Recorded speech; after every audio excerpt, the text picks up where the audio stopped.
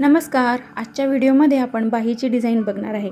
तर त्यासाठी मी हा छोटासा एक कॅनव्हासचा तुकडा घेतला आणि 1.5 इंच आडवं आणि उभं 3.5 इंच इतकं अंतर घेऊन इथे मी असा हा चौकोन तयार केला आणि त्याच्यामध्ये असा गोल आकार दिला. या गोलामध्ये आपल्याला डिझाईन तयार करायची आहे आणि या गोलाच्या बाहेर आपल्याला कॅनव्हास 1.5 इंच इतका पाहिजे आहे. फक्त 1.5 इंच आपण इथे घेऊन हे बाकीचं जे एक्स्ट्रा आहे ते कट करून टाकू. हे बाकीचं कट केलं. आपल्याला जे 1.5 इंचाचं अंतर आहे तितकंच हवं आहे. अशा प्रकारे आता ही अस्तरची आपली बाही आहे. याचा सेंटर आपण आधी काढून घेऊ. हा सेंटर काढला. त्यानंतर आपलं मेन जे ब्लाऊजचं कापड आहे त्यावरती अस्तरची बाही ठेवली आणि मग हा जो आपण मधला जो पीस होता तो मार्किंगसाठी म्हणून, म्हणजे आपलं मार्किंग चुकू नये म्हणून त्याला मध्ये मी पिन लावून सेट केलं आणि यांना पण इथे असं पिन लावून घेतलं. हा जो भाग आपण कट केला होता आणि याच्यावरती मस्त अशी प्रेस करून घेतली. कॅनव्हास प्रेस केल्यामुळे लगेच चिटकून जातो कापडाला. आणि इथे 1/2 इंच दोघंही बाजूंना, जसं आपण बाही काढताना 1 इंच मिळवलेलं असतं तशा पद्धतीने खाली 1/2 इंच आणि या कॅनव्हासवरती 1/2 इंच अशा प्रकारे मी मार्किंग करून घेतलं. आणि इथे आता आपण स्टिच करून घेऊ.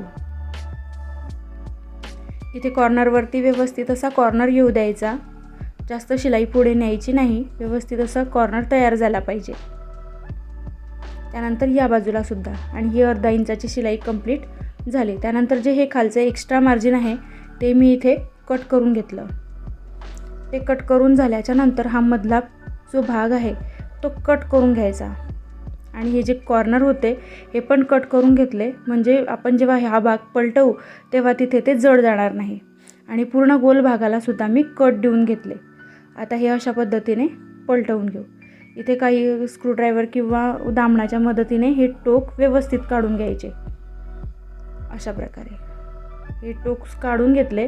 नंतर हाताने ही बाहीचा जो शेप आहे आपण कट केलेला, स्टिच केलेला, तो व्यवस्थित करून घ्यायचा आणि त्याच्यावरती प्रेस करून घ्यायची. आणि या बाजूने इथे अस्तर आणि मेन कापड हे दोघंही शिलाई टाकून जोडून घ्यायचे आणि एक्स्ट्राचं जे मार्जिन आहे ते कट करून घ्यायचं. अशा प्रकारे हे एक्स्ट्राचं मार्जिन आपण कट करून घेतलं. त्यानंतर मी इथे थोडासा एक्स्ट्रा कापड घेतला. अशा प्रकारे इथे 5-5.5 अंतर तुम्ही घेऊ शकता. म्हणजे आपला जो गोल तिथे आपण शिवून तयार केला आहे त्याच्यापेक्षा आपल्याला 1-1 इंच इतका तो जास्त हवा आहे. आणि या बाजूने मी 2.25 इंच इतकं अंतर घेऊन इथे शिलाई टाकणार आहे. अशा प्रकारे इथे शिलाई टाकून घेतली. एक बाजू मी पलटवण्यासाठी मोकळी ठेवली आहे. याचे पण जे कॉर्नर्स होते ते मी कट करून घेतले आणि ही पट्टी अशी पलटवून तयार केली. आणि जी आता आपण मोकळी बाजू ठेवलेली होती ती पण आपण अशा प्रकारे ही बंद करून घेऊ. इथे पण शिलाई टाकून घेतली. हे जे भाग होते मोकळे ठेवलेले ते मध्ये फोल्ड करून द्यायचे आणि इथे शिलाई टाकून घ्यायची. ही झाली आपली पट्टी तयार. याचा सेंटर करून घ्यायचा. सेंटर केल्याच्या नंतर इथे छोटे छोटे प्लीट्स घेऊन याच्यावर इथे शिलाई टाकून हे फूल तयार करून घ्यायचं. हे अशा प्रकारे इथे फूल तयार झालं. त्यानंतर एक छोटीशी नाडी घ्यायची. याला असं डबल राऊंड करून घ्यायची आणि आपल्याला किती लांब हवी आहे असं अंतर पाहून कट करून घ्यायची. आणि त्या नाडीला खाली आपल्याला छोटे छोटे लटकन करायचे तयार कापडाचे. आपण रेग्युलर जसे त्रिकोणी लटकन करतो त्याच पद्धतीने आपल्याला या नाडीच्या दोघंही टोकांना इथे असे छोटे छोटे लटकन करून घ्यायचे आहे.